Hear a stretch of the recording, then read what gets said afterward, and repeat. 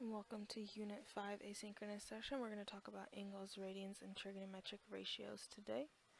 The objective of this is that students will be able to convert angle measures between radians and degrees, apply reference angles, and know the trigonometric ratios. Those are the things we're going to talk about today. So to start, we're going to talk about angles. So the one that you most commonly hear about is you probably all know about degrees. You've probably all seen degrees and used that as an angle measure. But there's another one. There's radians also, which is another type of unit for an angle measure. So a radian measure is an angle measure that is based on arc length. 1 radian is the measure of a central angle in a circle that intercepts an arc whose length is exactly equal to the radius of the circle. Now that may not make much sense right now just in words, but let's go ahead and look at a picture. So we have a picture here of an angle of 1 radian. So we have a radius here of 5. So we have our initial side here, remember, is always the horizontal one off to the right. Then we have our terminal side of our angle where our angle ends up. Now the arc that is subtended by that, so the arc that is made in between that when we draw our lines, that is equal to 5. So since that arc is equal to 5, which is what our radius is, that means that this angle measure here is 1 radian. So what you need to know is that in a circle we have 360 degrees, which you probably already know. We also need to know that in terms of radians. So there's 360 degrees in a circle, there's 2 pi radians. You need to know both of those in order to be able to complete a lot of stuff within trig. So let's go ahead and we're going to now start converting between degrees and radians. So if we're going to convert from degrees to radians, we're going to follow those first 2 steps. So we're going to take our degree measure and we're going to multiply it by pi over 180. Then step 2 is we're going to actually do our multiplication and simplification. Now we don't want to take the pi out. We don't want to just type it in our calculator and get some answer with a bunch of decimals. We want to leave the pi in our answer and we want to simplify the fraction. We don't want it in decimal form. We'd rather simplify it and have a nice fraction. Now, if we're going the other way, if we're converting from radians to degrees, we want to get rid of that pi. So we're going to take our radian measure and we're going to multiply times 180 divided by pi. Now we can go ahead, cancel out our pi's, and then simplify the fraction, and that will give us our degree measure. But sometimes you may see that there's a radian measure that doesn't have a pi in it. If there's no pi in your radian measure, then you can go ahead and just multiply everything out, because we don't want pi to be in our answer. So you can go ahead, type that into your calculator and see what you get, and you may end up with a decimal. And that's perfectly fine. But we don't want to leave pi in our answer when we're converting it to degrees. Degrees never has a pi symbol. Radians will most of the time have a pi symbol in it. So let's go ahead and do some conversions. So we have 150 degrees and we want to take it to radians. So we're going to take that angle of 150 degrees and we are going to multiply times pi divided by 180 degrees. So remember, we want to leave pi in there. So I'm going to take this and rewrite it so that I have 150 divided by 180 times pi. So now I want to reduce my fraction here of 150 over 180. So what I like to do is cross out terms that I can. So if you have 2 zeros here at the end, you can go ahead, cross out those zeros. They'll cancel each other out. Now we need to reduce this fraction of 15 over 18. So we need to find our GCF. We need to find our greatest common factor. The greatest common factor between 15 and 18 is a 3. So now we're going to take each of those and we are going to multiply, or we're going to not multiply, we're going to divide each by 3. So 15 divided by 3 gives us a 5, and we have our pi there still. And then 18 divided by 3 gives us a 6. So 150 degrees is the same as 5 pi over 6 radians. So now let's try converting from 2 pi over 3 radians to degrees. So we're going to write our 2 pi over 3 radians. And remember, when we're going from radians to degrees, we multiply times 180 degrees over pi. So the first thing we want to do is, since we got a pi up here on top, we got a pi on the bottom, they cancel each other out. So now what we're left with is we're going to have 2 times 180 here on the top, which gives us a 360. And then we're going to have just a 3 left on the bottom. And then we can divide and simplify. 360 divided by 3 gives us 120. So 2 pi over 3 radians is the same as 120 degrees. So that's pretty simple. So let's see if you can do one. Go ahead, pause your video, see if you can convert 235 degrees to radians. When you're done converting, go ahead, unpause, and I'll show you if you got it right. So now that you've tried this on your own, let's see if you got it right. So we got 235 degrees times pi over 180 degrees. So we have the 235 divided by 180 times pi. Now when you simplify 235 over 180, you don't end up with a super pretty answer all the time. So you want to simplify it as much as you can. So the GCF that I see right away from both of those is 5. I don't know if that's actually the true GCF, but that's the one I see right away. So if I don't have a calculator, I know that I need to divide both of them by 5. So I'm going to go ahead and I'm going to divide them both by 5 and see what I get. So when I take 235 and I divide by 5, I end up with 45. And when I take 180 and divide by 5, I get 36. So now when I look at this, I can still reduce that even more. I can take the 45 and 36 and reduce that. They have a GCF of 9. So 45 divided by 9 gives me a 5, and then I got my pi. 36 divided by 9 gives me a 4. So I end up with 5 pi over 4 as my answer.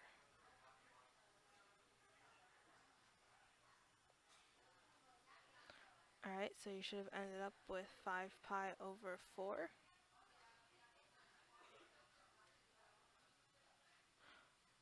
Oh, I'm sorry. This should actually be a 7 here, 47, so we can't reduce that anymore. So we get 47 pi over 36. So it's okay to make mistakes. If you have a calculator, use a calculator. So now let's see if you can convert from radians to degrees. Go ahead, pause the video, and see what you get. Alright, so now that you have done that, let's go ahead. We have 11 pi over 6 radians. We're going to multiply times 180 over pi. So now, remember, we can cross out our pi's. And then I'm going to reduce that. I know 6 goes into 18, so 6 and 180 divided by 6 is going to give us a 30. And then I just multiply 30 times 11 gives me 330. If you have a calculator, it makes it a lot easier to do. So now 11 pi over 6 radians is the same as 330 degrees. So now we're going to talk about reference angles. So we can use the angles in quadrant 1 as reference angles to obtain the values for each of the other quadrants without having to memorize the whole unit circle. Now, if you don't like using reference angles after we go through this, that's perfectly fine. Just memorize the whole entire unit circle or always have it by your side whenever you're doing any problems. So if we're going to use reference angles, one thing that we need to remember is the statement that's going to help us to decide whether we have a positive or a negative sign depending upon what our trigonometric function is. So all students take calculus. We look at the first letter. So in all, our first letter here is an A. That means that in quadrant 1, all of the trigonometric are positive. In quadrant 2, we look at students. We look at S. That means that only sign is positive. So we have that only our sign is positive in quadrant 2 is what that tells us. Okay? Now if we look at the take, that means that only tangent is positive in quadrant 3. And if we look at calculus, that means that only cosine is positive in quadrant 4. So for using reference angles, we need to remember this of all students take calculus in order to know exactly which one is positive, which one is negative, depending upon which trigonometric function we are trying to find. So here is your unit circle. So if you don't like reference angles, you can go ahead and remember all this. Otherwise, the only part that you need to remember here is quadrant 1. That would be all that you need to remember if you're going to use reference angles is quadrant 1. Okay? So when we solve trigonometric ratios, if you are solving it and you don't have a angle measure, then you can't really look it up on the unit circle. But you can use drawing out a triangle to figure it out. So you've probably used this before, SOHCAHTOA. So remember that means that your sine here is opposite over hypotenuse, cosine is adjacent over hypotenuse, and tangent is opposite over adjacent. So that's when you're dealing with ones where you don't have the angle measure, but you still want to figure out what the different ratios are. Alright, so now we're going to use some reference angles to solve trigonometric ratios instead of having to use SOHCAHTOA. So if you do not want to memorize the whole unit circle, then you're going to use reference angles. And you're only going to memorize the first quadrant of the unit circle. Now, if you don't like this way, then go ahead and memorize the whole unit circle. But if you're going to do it this way, you need to know the first quadrant, and then you need to remember that all students take calculus that we talked about earlier in order to know which sign you're going to be using, because depending upon which quadrant you're in is going to depend upon what the sign is of the trigonometric function that you're working with. So you need to remember all students take calculus in order to know which sign it is that you're dealing with for that specific quadrant. So let's go ahead and take a look at this. So here is a sheet that can help you remember what to do to find your reference angle in each one. So if you want to pause the video and write that down or take a picture of it, go ahead. So it specifically tells you for when you're working with degrees, but remember that there are 360 degrees in a circle. There's also 2 pi radians in a circle. So in this, wherever you see 180 degrees, which is half of a circle, you can replace that with pi. And wherever you say 360 degrees, you can replace that with 2 pi because those are the same thing. So then this works for both degree measure and radian measure of your angles. So let's go ahead and use it to do a problem. So we have sine of 330 degrees. So the first thing we need to do is we need to find that reference angle. So if you look at the diagram that I showed you on the last slide, in order to find that reference angle there, we need to take 360 degrees minus our angle that we are given, which is 330 degrees, since 330 is in quadrant 4. So then 360 minus 330 is 30 degrees. So our reference angle is 30 degrees. So that means we're going to go look up sine of 30 degrees. So if you know the first quadrant, you know that sine of 30 degrees gives us 1/2. So now we need to take into account and we need to know, okay, is it actually 1/2 or is it negative 1/2? So if we take into account this, all students take calculus, we're in quadrant 4, so we're in the calculus part. So since it starts with a C, that means that only cosine is positive. So that means that our sine of 330 is negative 1/2. So that is how we use reference angles to help us. Okay, let's do another one. Now we want to find the sine of 4 pi over 3. So 4 pi over 3, we need to know what quadrant that's in. So we are in quadrant 3. So we need to look on that reference sheet and see what we need to do in order to find quadrant 3's reference angles. So we're going to take, for quadrant 3, we're going to take our angle that we have, 4 pi over 3, and we're going to subtract pi. Now we have a fraction minus a non-fraction. So what we need to do is we need to get a common denominator. So since there is no denominator in our right one, pi, that's the same thing as writing it over 1. So now we have a denominator. So our common denominator, our least common denominator between 3 and 1 is going to be 3. So that means I'm going to multiply this pi over 1 times 3 over 3. So I'm going to leave my 4 pi over 3 the same. And then I'm going to multiply 3 times pi. So I have 3 pi now. And 3 times 1 on the bottom, so I have 3. So now I have a common denominator. I can go ahead and subtract. 4 pi minus 3 pi gives me a 1 pi. And then we leave the denominator of 3. So our reference angle is pi over 3. So now we need to know what is the sine of pi over 3. So if you know your first quadrant values, you know the sine of pi over 3 is square root of 3 over 2. So now we know we're in quadrant 3. Is sine positive or negative? So if we look at all students take calculus again, we're in quadrant 3. So that's not the all, that's not students, that's take. So that's take starts with a t. So that means that only our tangent is positive. So since we're not working with tangent, that means that our sine value is going to be negative. So we're going to have negative square root of 3 over 2 is the value for sine of 4 pi over 3.